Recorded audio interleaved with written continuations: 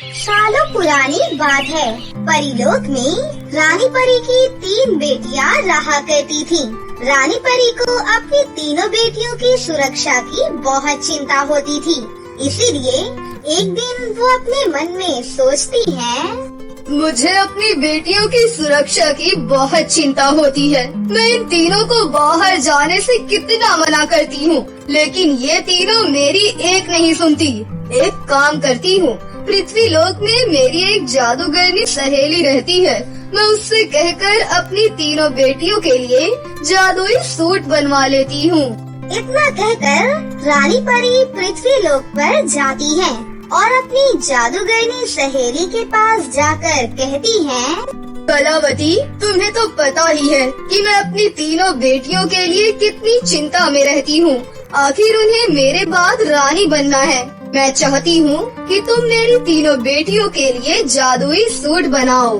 हाँ, क्यों नहीं। मैं ऐसा जादुई सूट बनाऊंगी जिसके बाद तुम्हारी तीनों बेटियाँ सुरक्षित रहेंगी। और हाँ, मैं उस जादुई सूट में ऐसा जादू डालूंगी जिससे उनको किसी भी चीज की जरूरत हो, वो चीज उन तीनों के सामने आ जाए। हाँ, ये तुम सही कह रही हो, क्योंकि मुझे अक्सर काम के सिलसिले में आसपास के परिदेश में जाना पड़ता है। मैं जब तक दूसरे परिदेश में काम के सिलसिले में बाहर रहूंगी, तब तक मेरी बेटियाँ अपनी सारी जरूरत की चीजों को जादुई सूट से ले लेंगी। उसके बाद रानी परी की जादूगरनी सहेली सूट बनाने के लिए चली जाती है और कुछ ही घंटों के बाद वो तीनों जादुई सूट बना देती है। ये देखकर रानी परी बहुत खुश होती है। फिर रानी परी तीनों जादुई सूट लेकर वापस अपने परिदेश लौटने लगती है। लेकिन तभी रास्ते में बहुत जोर की आंधी तूफान आने लगती है, जिस वजह से तीनों जादुई सूट तेज आंधी की वजह से रानी परी के हाथ से गिर जाती हैं। उसके बाद रानी परी तीनों जादुई सूट ढूंढने की बहुत कोशिश करती है, लेकिन उसे जादुई सूट कहीं पर भी नजर नहीं आते। अरे ये क्या हुआ? अचानक से तीनों जादुई सूट हवा में कहाँ जाकर गिर गए? लगता है अब मुझे जादुई सूट नहीं मिलेंगे, इसीलिए मैं अपने परिदेश वापस लौट जाती हूँ। इतना बोलकर रानी परी अपने परिदेश वापस लौट जाती है। वहीं दूसरी तरफ माया, अनाया और शनाया नाम की 3 बहनें पेड़ से फल तोड़ रही होती हैं। तभी अचानक अनाया को पेड़ पर रानी परी के जादुई 3 सूट मिल जाते हैं। अरे ये देखो माया और शनाया, मुझे पेड़ पर कितने प्यारे सूट मिले हैं। सच में अनाया, ये तीनों सूट तो बहुत ही खूबसूरत है। इतने सुंदर सूट आज से पहले मैंने कहीं भी नहीं देखे। लगता है ये तीनों सूट बहुत ही कीमती हैं। अरे लेकिन ये तीनों सूट इस पर कैसे आए? ये तो नहीं पता, लेकिन ये तीनों सूट हमें मिले हैं, इसीलिए ये अब से हमारे हुए। लेकिन अनाया, हमें एक बार किसी से पूछ लेना चाहिए। अरे यार, तुम दोनों पागल हो गई हो क्या? तुम्हें आसपास कोई नजर आ रहा है क्या? ये तीनों सूट हमें मिले हैं, इसीलिए ये हमारे हुए। इसके बाद माया, अनाया और शनाया तीनों सूट लेकर अपने घर पर चली जाती हैं और तीनों उसे पहन लेती हैं। तीनों बहनें जादुई सूट पहनकर बहुत खुश थीं। अरे वाह बहनों, हम तीनों कितनी सुंदर लग रही हैं।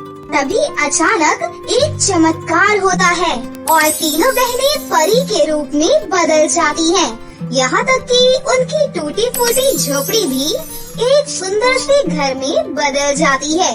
और तो और उन तीनों के हाथ में जादुई छड़ी भी आ जाती है। ये सब देखकर उन तीनों बहनों की खुशी का कोई ठिकाना ही नहीं रहता। अरे ये क्या हुआ? हम तीनों तो परी बन गई हैं। लगता है ये जादुई सूट है। हाँ, तू सही कह रही है। हमारे पास जादुई छड़ी भी है और इसकी मदद से हम जो चाहे वो कर सकते हैं। मुझे तो इस वक्त बहुत भूख लग रही है। चल सबसे पहले छड़ी घुमाकर बहुत सारा खाना प्रकट करते हैं। उसके बाद तीनों बहनें अपनी जादुई छड़ी घुमाती हैं और वहाँ बहुत सारा खाना प्रकट कर लेती हैं और उसके बाद तीनों बहनें मिल बांटकर एक साथ खाना खाती हैं। आज पहली बार हम तीनों बहनों को एक साथ इतना स्वादिष्ट खाना खाने को मिला है। हाँ, ये खाना तो बहुत ही स्वादिष्ट है। मुझे लगता है हमें अपनी शक्तियों का इस्तेमाल दूसरों की मदद के लिए करना चाहिए। हाँ, तू बिल्कुल सही कह रही है। हम भी तो पहले बहुत गरीब थे, इसलिए हम अच्छे से जानते हैं कि लोगों को कितनी परेशानी उठानी पड़ती है। कल से हम तीनों गरीब लोगों की भी मदद करेंगे। अगली सुबह जैसे ही माया, अनाया और शनाया बाहर निकलती हैं, तो उन्हें परी के रूप में देखकर गांव की सभी लड़कियां हैरान रह जाती हैं। अरे बाप रे, तुम तीनों अचानक से परी कैसे बन गई? हम तीनों ने ये जादुई सूट पहन रखे हैं। ये हमें जंगल में एक पेड़ पर मिले थे। ये तीनों जादुई सूट हैं और इन्हीं की वजह से हम तीनों परी बनी हैं। बताओ, तुम सबको क्या चाहिए? हम तुम्हारी इच्छा की सारी चीज प्रकट कर सकते हैं। ये सुनकर वहाँ खड़ी सारी लड़कियाँ बहुत खुश हो जाती हैं। मेरे पास पहनने के लिए अच्छे कपड़े नहीं है और ना ही एक भी चप्पल है। मैं हर रोज कॉलेज फटे कपड़ों और बिना चप्पल के ही जाती हूँ। इसी वजह से कॉलेज की सभी लड़कियाँ मेरा बहुत मजाक उड़ाती हैं। क्या तुम मुझे अच्छे कपड़े और चप्पल दे सकती हो? हाँ हाँ, क्यों नहीं, इसमें कौन सी बड़ी बात है। मैं अभी तुम्हारे लिए सुंदर से कपड़े और चप्पल क्यों, सैंडल प्रकट कर देती हूँ।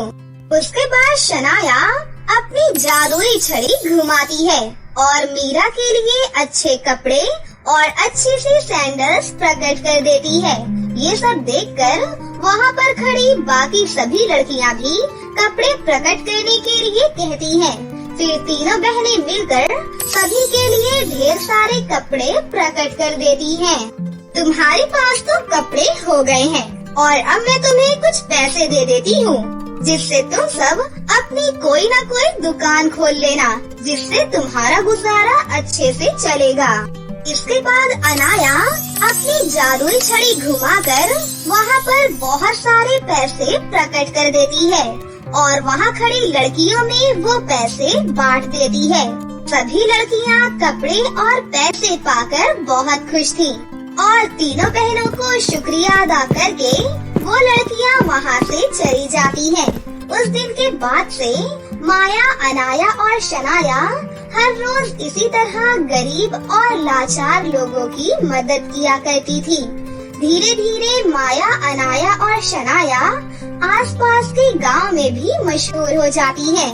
लेकिन एक दिन एक दुष्ट जादूगर माया, अनाया और शनाया के पास आता है और उनसे कहता है, सुनो, तुम तीनों के पास जो जादुई सूट है वो मेरे ही सूट हैं। मैं जंगल से अपनी गुफा की तरफ जा रहा था, तभी आंधी तूफान आने की वजह से ये तीनों सूट मेरे हाथ से निकलकर पेड़ पर जाकर लटक गए। चलो, अब तुम तीनों मेरे सूट मुझे वापस कर दो। तभी अनाया अपनी दोनों बहनों से धीरी आवाज में बोलती है, लगता है सच में ये तीनों जादुई सूट इसी जादूगर के हैं, क्योंकि हमें भी तो ये पेड़ से ही मिले थे। क्या पता इसी के हों? हाँ अनाया, सच में एक काम करते हैं, हम इसकी जादुई सूट इसको वापस कर देते हैं। माया, अनाया और शनाया सीधी साधी लड़कियाँ थी, इसीलिए आसानी से वो जादुई सूट उस जादूगर को दे देती है। जादूगर अपनी गुफा में जाकर जादुई सूट से कहता है, ए जादुई सूट, मुझे बहुत सारे सोने के सिक्के दे। जादूगर के इतना कहते ही जादुई सूट से बिजली के झटके आने लगते हैं और उस दुष्ट जादूगर को बिजली के जोर जोर से झटके लगने लगते हैं। अरे हाय, कोई तो बचाओ मुझे, मैंने गलती कर दी उन तीनों बहनों से ये जादुई सूट लेकर। तभी तीनों जादुई सूट से जोर जोर से हंसने की आवाज आती है। तभी उनमें से एक जादुई सूट कहता है, सुन जादूगर, हम तीनों सिर्फ अच्छे लोगों के पास ही रहते हैं और अच्छे लोगों की ही बातें मानते हैं। तू तो झूठा और धोखेबाज दोनों है, इसलिए हम तीनों ने तुझे बिजली के झटके देकर सजा दी है। अब कभी दोबारा इस तरह की गलती करने की कोशिश भी मत करना। उसके बाद तीनों जादुई सूट हवा में उड़ते हुए फिर से उन तीनों बहनों के पास पहुंच जाते हैं। जादुई सूट को फिर से पाकर तीनों बहनें बहुत खुश हो जाती हैं। इस तरह फिर से सब कुछ ठीक हो जाता है और तीनों बहनें अपने जादुई सूट के साथ हंसी खुशी से अपनी जिंदगी जीने लगती हैं। कई सालों पहले की बात है, जब एक सुंदर सा परिदेश हुआ करता था।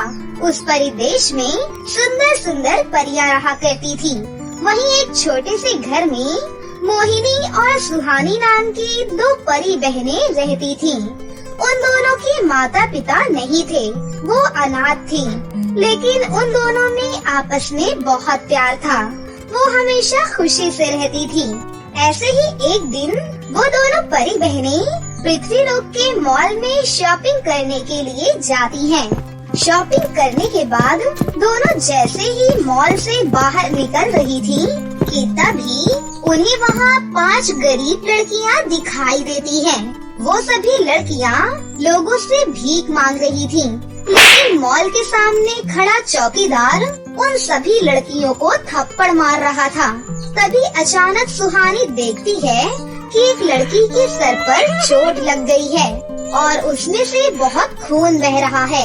ये देखकर सुहानी परी से रहा नहीं जाता और वो चौकीदार को डांटने लगती है। अरे निर्दयी इंसान, तुम पागल हो क्या? इन मासूम बच्चियों को मारते हुए तुम्हें शर्म आनी चाहिए।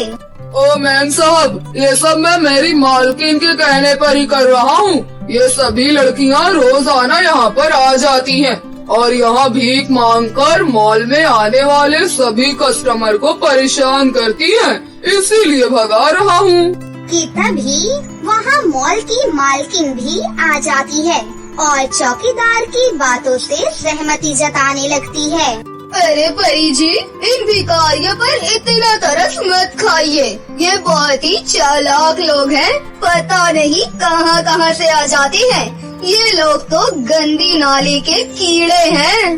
अरे रहने दे सुहानी, इनसे बहस करने का कोई फायदा नहीं है, छोड़ इन्हें। फिर चौकीदार और मालकिन के जाने के बाद वो परियां उन 5 लड़कियों के पास जाती हैं। क्या हुआ बेटा, तुम 5 यहाँ पर भीख क्यों मांग रही हो? तुम्हें किसी चीज की जरूरत है क्या? परी जी, हम बहुत भूखे हैं। हमने 3 दिनों से खाना भी नहीं खाया है। कोई हमें खाना ही नहीं देता।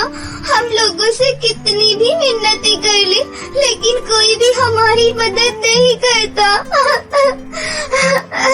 ये सुनकर दोनों परी बहनों को उन पर बहुत तरस आता है। बेटा परेशान मत हो, तुम्हें भूख लगी है ना? चलो हम तुम्हें टेस्टी टेस्टी खाना खिलाते हैं। उसके बाद दोनों बहनी उन बच्चों को पास के एक रेस्टोरेंट में ले जाकर उन्हें खाना खिलाने लगती हैं और वो बहुत ही मजे से खाना खाती हैं। फिर खाना खाने के बाद वो परियां उन लड़कियों से पूछती हैं, आखिर तुम सब इस तरह यहाँ भीख क्यों मांग रही थी? तुम्हारे माता पिता कहाँ पर हैं? और तुम लोगों का कोई घर नहीं है क्या? कहाँ रहती हो तुम लोग? हम 5 बहनी है परी जी, और हम सब अनाथ हैं। हमारा इस दुनिया में कोई भी नहीं है। कुछ दिनों पहले तक हम एक अनाथ आश्रम में रहते थे, लेकिन हमें वहाँ से भी निकाल दिया गया। अब हम सड़क पर फुटपाथ पर ही सोते हैं। हमारा कोई भी नहीं है। हाँ परी जी, पेट भरने के लिए हमें लोगों से भीख मांगनी पड़ती है। हमारे माता पिता का देहांत कई साल पहले हो गया था, लेकिन क्या करे परी जी, हमारी कोई मदद भी नहीं करता है। माता पिता के ना रहने से कितनी तकलीफ होती है हमें पता है, क्योंकि हमारे भी माता पिता नहीं हैं। बहन, हमें इन बच्चियों के रहने खाने का इंतजाम करना होगा, नहीं तो ये बेचारियाँ कहाँ पर रहेंगी। लेकिन हमारे पास इतने पैसे नहीं है कि हम इन सभी बच्चियों के रहने खाने का इंतजाम कर सकें। अब तो सिर्फ एक ही रास्ता है, हमें अपनी जादुई शक्ति का इस्तेमाल करना होगा। लेकिन तू तो जानती है कि हम अपनी जादुई शक्तियों का इस्तेमाल दिन में सिर्फ एक बार ही कर सकते हैं। तो अगर हमने आज इनकी मदद की तो हमें आज खाने को कुछ भी नहीं मिलेगा, क्योंकि उसके बाद हमारी सारी शक्तियाँ खत्म हो जाएंगी। इन बच्चियों की भलाई करने में अगर हमारी शक्तियाँ खत्म हो जाती हैं तो हो जाए, लेकिन मैं इन्हें दुखी नहीं देख सकती हूँ। इन्हें तो कई दिन खाना भी नहीं मिलता। हमें अगर आज खाना नहीं मिलेगा तो कोई बात नहीं। तो बिल्कुल ठीक कहती है बहन, हमें इनकी मदद करनी चाहिए। उसके बाद वो दोनों बहनें अपने जादू से उन सभी बच्चियों को लेकर एक नदी के किनारे पहुंच जाती हैं। फिर वो दोनों नदी के किनारे की मिट्टी खोदने लगती हैं और उस मिट्टी से वो दोनों 5 फ्रॉक तैयार कर लेती हैं। उसके बाद वो दोनों अपनी जादुई छड़ी को उन 5 फ्रॉक के ऊपर रख देती हैं और बोलती हैं, चलो बहन, अब हम दोनों को मंत्र पढ़ना शुरू कर देना चाहिए। फिर वो दोनों बहनें जोर जोर से मंत्र पढ़ने लगती हैं और थोड़ी ही देर के बाद दोनों बहनों की जादुई छड़ी से एक तेज रोशनी बाहर निकलकर 5 जादुई फ्रॉक के चारों तरफ फैल जाती है और अगले ही पल वो 5 फ्रॉक सुंदर सुंदर रंग बिरंगे फ्रॉक में बदल जाते हैं। हमने जादुई 5 फ्रॉक तैयार कर लिए हैं प्यारी बच्चियों। अब ये 5 जादुई फ्रॉक हमेशा तुम्हारे साथ रहकर तुम्हारी सारी जरूरत पूरी करेंगे। आज से तुम्हें कोई भी परेशानी नहीं होगी। फिर मोहिनी परी जादुई लाल फ्रॉक से कहती है, सुनो जादुई लाल फ्रॉक, अब इन 5 बहनों के रहने का इंतजाम करो। मोहिनी परी की इतना कहते ही जादुई लाल फ्रॉक के अंदर से घर बनाने का ढेर सारा सामान बाहर निकलने लगता है। उसके बाद सुहानी परी जादुई हरे फ्रॉक से बोलती है, हे जादुई हरे फ्रॉक, घर बनाने का सारा सामान आ गया है। अब तुम घर बनाने के लिए मजदूरों को प्रकट करो। उसके बाद जादुई हरे फ्रॉक के अंदर से ढेर सारे मजदूर बाहर निकलने लगते हैं। फिर वो सारे मजदूर वहाँ जल्दी जल्दी घर बनाना शुरू कर देते हैं और देखते ही देखते बस कुछ ही देर में नदी के किनारे एक बहुत बड़ा घर बनकर तैयार हो जाता है। ये देख वो सभी 5 बहनें खुशी से उछल पड़ती हैं। इतना सुंदर घर देखकर उनकी खुशी का कोई ठिकाना ही नहीं था। फिर वो दोनों परी बहनें उन 5 बहनों से कहती हैं, देखो बेटा, ये बैगनी फ्रॉक तुम सभी को रोजाना स्वादिष्ट स्वादिष्ट खाना पका कर देगा। चलो, हमने तुम्हारे रहने और खाने का इंतजाम कर दिया। अब तो तुम सब खुश हो ना? और हाँ, ये बाकी के दोनों पीले और नीले फ्रॉक तुम्हारी हर मुसीबत से हिफाजत करेंगे। हाँ परी जी, आपने हम सब पर बहुत बड़ा उपकार किया है, वरना आज के जमाने में कौन किसकी मदद करता है। सच में आप दोनों बहुत अच्छी हो। अब हमें कोई भी परेशानी नहीं है। Thank you so much. चलो ठीक है, अब हमारे परी लोग जाने का वक्त हो रहा है। ठीक है, अब हम चलते हैं, नहीं तो परी लोग का दरवाजा बंद हो जाएगा। इस तरह उन 5 अनाथ बहनों का भला करके दोनों परी बहनें अपने घर वापस लौट जाती हैं। उस दिन के बाद से वो 5 बहनें बिना किसी तकलीफ के उस घर में आराम से रहने लगती हैं। लेकिन फिर कुछ दिनों के बाद पास के जंगल में रहने वाली एक खतरनाक चुड़ैल नदी में पानी पीने के लिए आती है कि तभी चुड़ैल की नजर उस घर में रह रही 5 बहनों पर पड़ती है। अरे वाह, यहाँ तो ढेर सारी लड़कियाँ हैं। आज तो मेरी दावत होने वाली है। उसके बाद चुड़ैल उन 5 बहनों को मारने के लिए घर के अंदर दाखिल हो जाती है। चुड़ैल को देखकर वो पांचों बहनें डर के मारे थर-थर कांपने लगती हैं। अरे अचानक यहाँ पर चुड़ैल कैसे आ गई? ये तो बहुत खतरनाक है। अब हमें कौन बचाएगा? लगता है आज हमारा आखिरी दिन है। ये चुड़ैल तो अब हमें मार कर खा जाएगी। वो ऐसा बोल ही रही थी कि तभी जादुई 5 फ्रॉक हवा में उड़ते हुए चुड़ैल के सामने आ जाते हैं। इससे पहले कि चुड़ैल कुछ समझ पाती, उन 5 फ्रॉक के अंदर से ढेर सारे बड़े बड़े पत्थर बाहर निकलकर चुड़ैल के ऊपर गिरने लगते हैं और चुड़ैल के सर पर चोट लग जाती है। अरे मर गई रे! अरे मेरा सर फूट गया! अरे कोई बचाओ मुझे! छोड़ो मुझे! चुड़ैल को घायल देखकर 5 बहनें उस चुड़ैल को पकड़कर उसकी पिटाई करने लगती हैं। उसके बाद चुड़ैल किसी तरह अपनी जान बचाकर वहाँ से भाग निकलती है। उस दिन के बाद से चुड़ैल दोबारा नदी के किनारे जाने की हिम्मत भी नहीं करती और यहाँ 5 बहनें उस बड़े से घर में जादुई 5 फ्रॉक के साथ हंसी खुशी से अपनी जिंदगी जीने लगती हैं। बहुत समय पहले की बात है।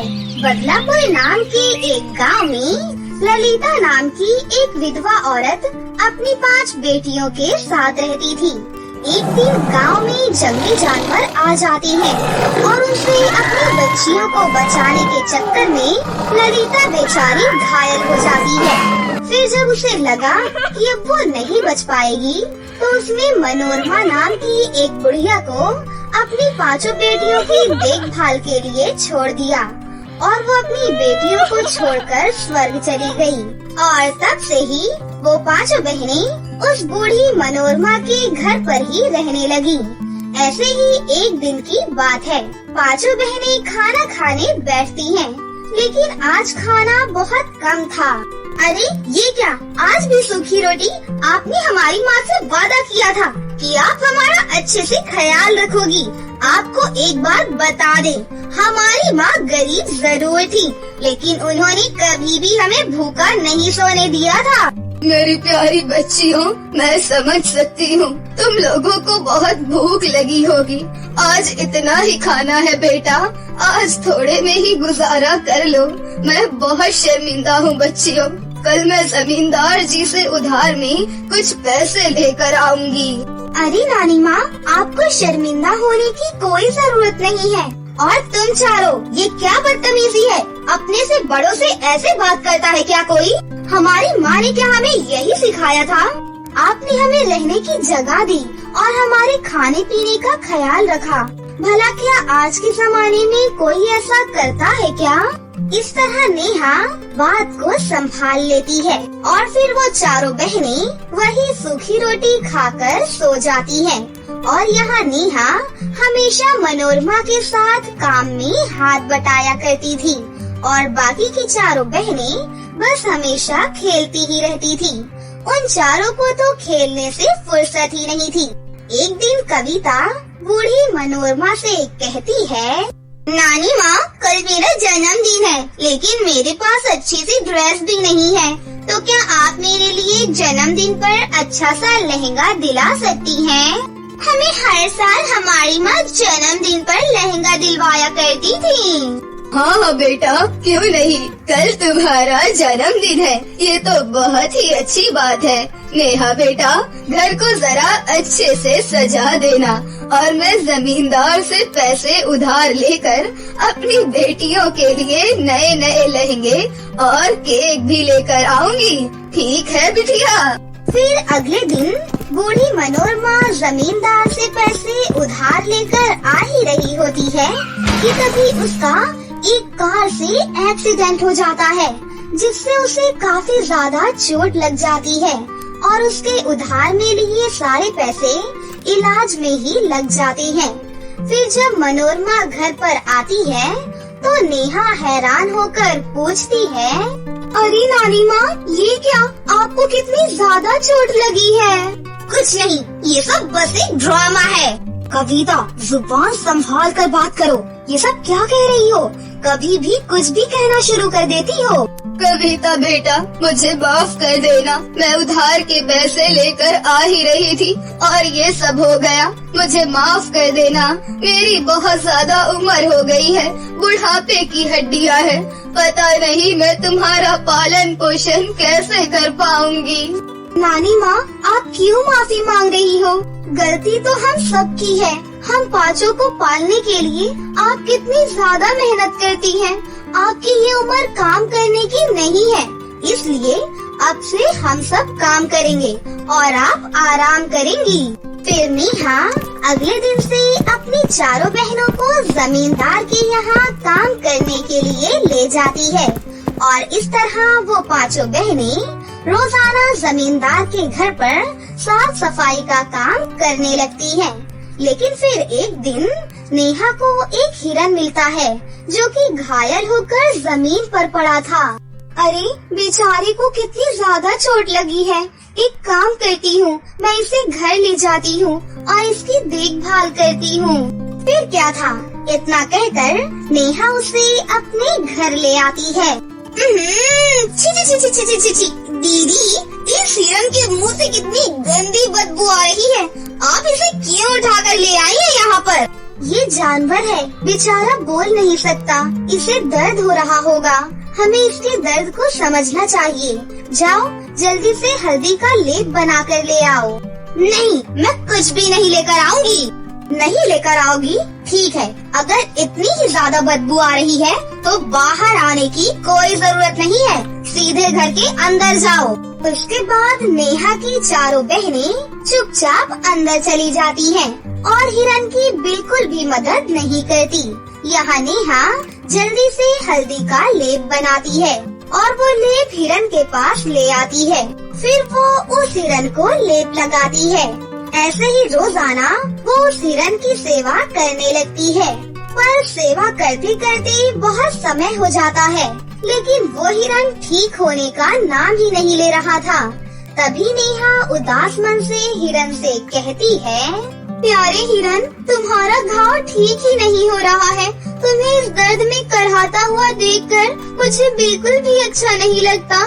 मेरे पास पैसे भी नहीं है कि तुम्हें एक अच्छे डॉक्टर को दिखा सकूं। मुझे तो कुछ भी समझ में नहीं आ रहा है। नेहा के इतना कहते ही अचानक से वो हिरन बोलने लगता है। नेहा, तुम बहुत अच्छी हो। मैंने देखा कि तुमने किस तरह मेरा ख्याल रखा। मैं कोई आम हिरन नहीं हूँ। मैं शक्तिशाली जादुई हिरन हूँ। मैं एक काली शक्ति के चपेट में आ गया। काली शक्तियाँ तभी नष्ट हो सकती है जब तुम पांचों बहनें अपना थोड़ा थोड़ा खून मुझे दोगी। क्या तुम अपना थोड़ा थोड़ा खून देकर मुझे इस काली शक्ति से मुक्त कर सकती हो? हिरन की ये बात सुनकर चारों बहनें हैरान हो जाती हैं और गुस्से से लाल होकर उस हिरन से कहती हैं, बड़ा आया खून लेने वाला। तो जैसे बदबूदार हिरन को हम अपना खून देंगे? ये तुम्हारी गलत फहमी है। हम तुम्हें अपने खून की एक बूंद भी नहीं देने वाले। चल हट यहाँ से। देखो मेरी प्यारी बहनों, हमें इस मासूम जानवर की जान बचाने के लिए थोड़ा थोड़ा खून दे देना चाहिए। देखो बहनों, हमें मुसीबत में आए इंसानों, जानवरों और पक्षियों की मदद करना चाहिए। यही इंसानियत होती है। हिरन, अगर मेरी प्यारी बहनें अपना खून नहीं दे सकती तो कोई बात नहीं, मैं तुम्हें अपना खून देने के लिए तैयार हूँ। नेहा के इतना कहते ही वो हिरन एक सुंदर सी परी के रूप में बदल जाता है और वो पांचों बहनें हैरान हो जाती हैं। तभी वो परी उनसे कहती है, नेहा, तुम बहुत अच्छी लड़की हो। मैं तो बस तुम्हारी परीक्षा ले रही थी। मैं हमेशा पृथ्वी के अच्छे और नेक लोगों की मदद करती हूँ। तुम्हारी अच्छाई का फल तुम्हारी बहनों को भी मिलेगा। मैं तुम पांचों को जादुई लहंगा देती हूँ। तुम जादुई लहंगों से कुछ भी मांग सकती हो, लेकिन तुम इतना ध्यान रखना, जादुई लहंगे से अपने साथ साथ औरों की भी मदद करोगी, वरना तुम्हें उसके दुष्ट परिणाम भी भुगतने पड़ सकते हैं। इतना कहकर परी अपनी जादुई छड़ी घुमाती है और पांचों बहनों को सुंदर सुंदर लहंगे पहना देती है। परी जी, आपका बहुत बहुत शुक्रिया। हम आपकी बात हमेशा याद रखेंगे और इससे सबकी मदद करेंगे। देखा बहनों, हमेशा दूसरों की मदद के लिए आगे खड़े रहना चाहिए। उसका फल हमें एक न एक दिन जरूर मिलता है। देखो, जैसे हमें जादुई लहंगे मिले, फिर नेहा परी का शुक्रिया अदा करती है और उसके बाद परी वहाँ से गायब हो जाती है। लेकिन नेहा की चारों बहनें इतनी जल्दी कैसे सुधर सकती थीं? जादुई लहंगे पाकर चारों बहनों में बहुत घमंड आ जाता है।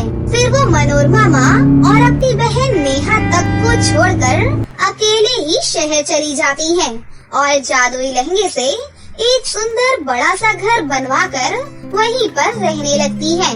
वहाँ पर वो दिन रात क्लब में जाकर नाचती और मस्ती करती हैं। लेकिन फिर एक दिन जब वो चारों बहनें एक पार्टी के लिए जा रही होती हैं, तो रास्ते में उन्हें एक बूढ़ी भिखारन मिलती है। बेटा, कुछ खाने को दे दो बेटा, बहुत भूख लगी है बेटा, मैंने 2 दिन से कुछ भी नहीं खाया है बेटा। ये देखकर चारों बहनें गुस्से में गाड़ी से बाहर आ जाती हैं। ओ हेलो, क्या कहा? हम तुम्हें खाने के लिए दे दे? हट जा हमारे रास्ते से, हमें पार्टी में जाना है, देरी हो रही है हमें। पता नहीं कहाँ से आ जाते हैं भिखारी कहीं के। इतना कहते ही चारों बहनों के लहंगे गायब हो जाते हैं और फिर से वो पहले वाले हालात में आ जाती है।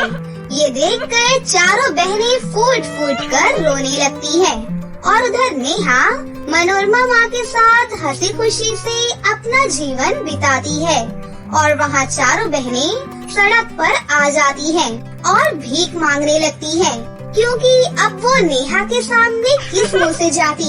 इसलिए चारों बहनें सड़क पर भीख मांगकर अपना गुजारा करने लगी। इसीलिए कहते हैं कि कभी भी इंसान को घमंड नहीं करना चाहिए। वक्त बदलते देर नहीं लगती। हमें हमेशा अच्छे स्वभाव के साथ में हर किसी के साथ मिलजुल कर रहना चाहिए। जामनगर गांव में सुहानी नाम की एक लड़की रहती थी।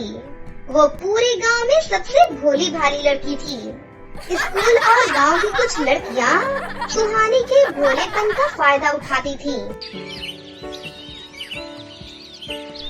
एक दिन सुहानी अपनी माँ से कहती है, माँ, बहुत दिन हो गए, मैं स्कूल में कुछ अच्छा लेकर नहीं गई। रोज वही रोटी सब्जी। आज आप मेरे लिए छोले भटूरे बना दो ना। ठीक है बेटा, बना देती हूँ। और फिर सुहानी की माँ उसके लिए छोले भटूरे बना देती है। उसके बाद सुहानी स्कूल चली जाती है। स्कूल में रिसेस के टाइम सभी बच्चे अपना अपना टिफिन बॉक्स खोलते हैं। सुहानी जैसे ही अपना टिफिन बॉक्स खोलती है, उसके छोले भटूरे की खुशबू पूरे क्लास में फैल जाती है। उसके पीछे 2 शातिर लड़कियां बैठी थीं। वो दोनों आपस में बातें करती हैं। अरे लोरी, सुहानी के टिफिन बॉक्स से बहुत अच्छी खुशबू आ रही है। ऐसा क्या लेकर आई है? चल उसके पास जाकर देखते हैं। उसके बाद वो दोनों लड़कियां सुहानी के पास आ जाती हैं।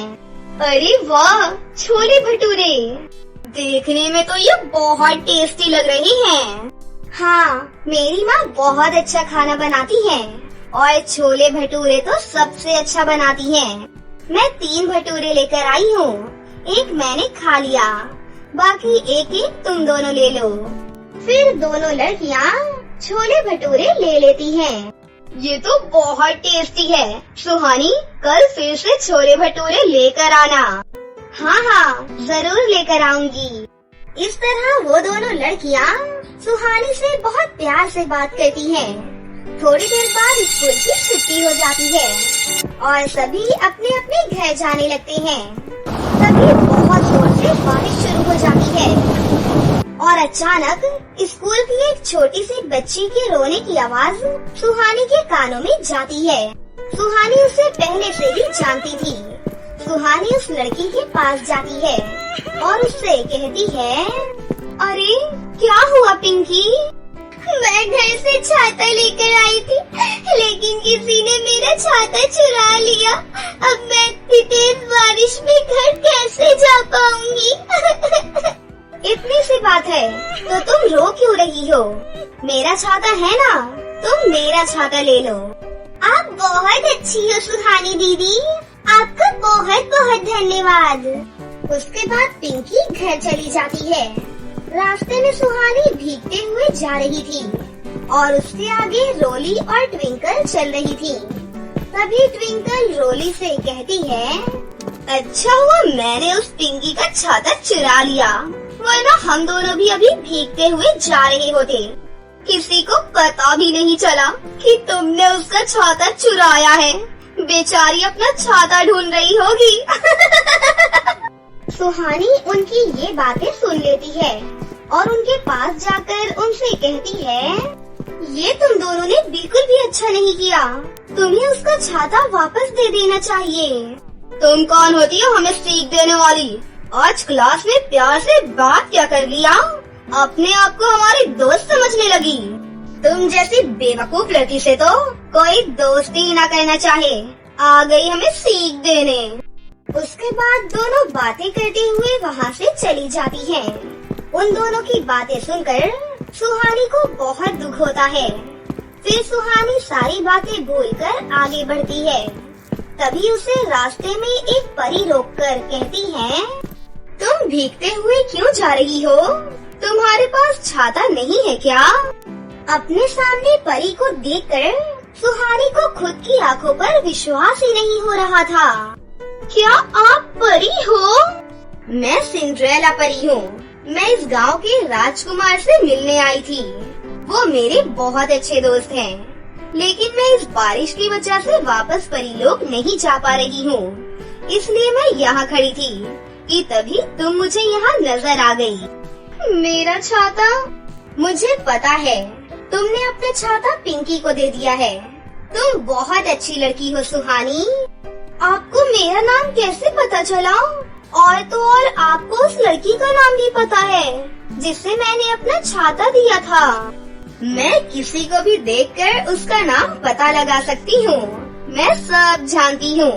ये सब जाने दो, मैंने तो तुम्हें ये छाता देने के लिए रोका था। उसके बाद सिंड्रेला सुहानी को छाता दे देती है। अब तुम जाओ, तुम्हारी माँ तुम्हारा इंतजार कर रही होंगी।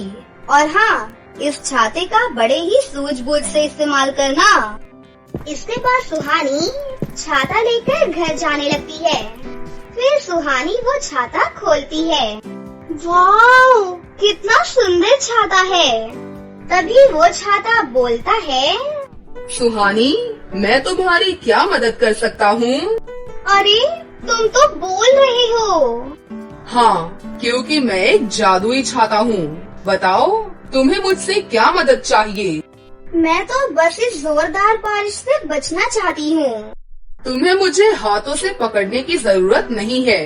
तुम जहाँ जहाँ जाओगी, मैं अपने आप तुम्हारे साथ चलता रहूँगा। उसके बाद सुहानी छाता छोड़ देती है और छाता अपने आप सुहानी के साथ चल रहा था। चलते चलते सुहानी ट्विंकल और रोली से आगे निकल जाती है। वो दोनों ये सब कुछ देख लेती हैं और आपस में बोलती हैं, रोली, तुमने देखा? सुहानी का छाता बिना पकड़े ही चल रहा है। हाँ, काश ये छाता हम दोनों के पास होता। चलो ट्विंकल, इस छाते को हम दोनों हड़प लेते हैं। दोनों सुहानी के पीछे पीछे चलने लगती हैं। तभी सुहानी की नजर रास्ते में एक बूढ़े आदमी पर गई। वो आदमी अपने घर की चौखट पर बैठकर रो रहा था। सुहानी उस बूढ़े आदमी के पास गई और उनसे पूछा, क्या हुआ दादाजी? बिटिया, मेरे घर में अनाज का एक भी दाना नहीं है। मैंने कल से कुछ भी नहीं खाया है। बारिश की वजह से मैं भीख मांगने भी नहीं जा पा रहा हूँ। क्या मैं आपकी कुछ मदद कर सकती हूँ? तुम अभी बहुत छोटी हो, तुम मेरी मदद कैसे कर सकती हो? तुमने इतना बोला, यही बहुत है बेटा। काश आपके घर में बहुत सारा राशन आ जाए और आपकी ये छोटी सी कुटिया एक पक्के मकान में बदल जाए। कि उसी वक्त जादुई छाते से तेज रोशनी निकलती है और बूढ़े दादा की कुटिया पक्के मकान में बदल जाती है और उनके घर में बहुत सारा राशन आ जाता है। बूढ़े दादा ये सब देखकर बहुत खुश होते हैं और अपने घर के अंदर चले जाते हैं। सुहानी समझ जाती है कि ये जादुई छाते का ही कमाल है। थोड़ी देर बाद बारिश भी बंद हो जाती है और सुहानी छाता बंद करके अपने घर की तरफ निकलती है। वो दोनों लड़कियाँ ये सब कुछ देख रही थी। ये तो जादुई छाता है। उसके बाद दोनों सुहानी के पास आ जाती हैं। सुहानी, हमें अब एहसास हो गया है कि तुम बिल्कुल सही कह रही थी। हमें पिंकी का छाता नहीं चुराना चाहिए था। ये लो, तुम उसे उसका छाता वापस कर देना। ठीक है, अपने छाते को देखकर पिंकी बहुत खुश हो जाएगी। वैसे सुहानी, तुम्हारे हाथ में जो ये छाता है, ये बहुत ही सुंदर लग रहा है। क्या तुम इसे हमारे हाथ में दोगी? हाँ हाँ, क्यों नहीं, ये लो। देखो सुहानी, हमने तुम्हारी बात मानकर पिंकी का छाता दे दिया। अब उसके बदले में तुम हमें क्या दोगी? ये तो पिंकी का ही छाता था, वही तुमने वापस किया है। इसके लिए मैं तुम्हें क्या दूँ? तुम्हारा ये छाता हमें बहुत अच्छा लगा, तुम हमें ये दे दो। लेकिन ये तो मेरा छाता है। नहीं था, अब ये हमारा छाता है। नहीं, तुम ऐसा मत करना, मुझे मेरा छाता वापस कर दो। अगर हिम्मत है तो अपना छाता हमसे लेकर दिखा। उसके बाद ट्विंकल सुहानी को धक्का देकर गिरा देती है। तभी सिंड्रेला परी फिर से वहाँ पर आ जाती है। तुम दोनों उसे तंग क्यों कर रही हो? उससे उसका छाता वापस कर दो। लेकिन दोनों परी को भी उल्टा जवाब देने लगती हैं। नहीं दे रहे, क्या कर लोगी तुम? आखिरी बार बोल रही हूँ, सुहानी का छाता उसे वापस कर दो। उसके बाद ट्विंकल जादुई छाते से बोलती है, हे जादुई छाते, इस परी और सुहानी को मार मार कर यहाँ से भगा दो। ट्विंकल के इतना कहते ही जादुई छाता उन दोनों की पिटाई करने लगता है। दोनों रोते हुए वहाँ से वापस भाग जाती है। उसके बाद सुहानी को अपना छाता वापस मिल जाता है। फिर सुहानी सिंड्रेला परी का धन्यवाद करती है और जादुई छाता लेकर घर वापस चली जाती है। जादुई छाते के आने के बाद सुहानी की आर्थिक स्थिति बहुत अच्छी हो जाती है और वो एक बहुत बड़े से स्कूल में पढ़ने लगती है। इस तरह उसके जीवन में सब कुछ ठीक हो जाता है और वो अपनी माँ के साथ एक हंसी खुशी जीवन गुजारने लगती है। तो दोस्तों, कैसी लगी आपको हमारी ये कहानी? अगर आपको हमारी कहानी अच्छी लगी हो तो इसे जरूर लाइक करें। साथ ही हमारे चैनल को सब्सक्राइब भी कर लें और बेल आइकन को दबाना ना भूलें। मिलते हैं अगली वीडियो में। धन्यवाद।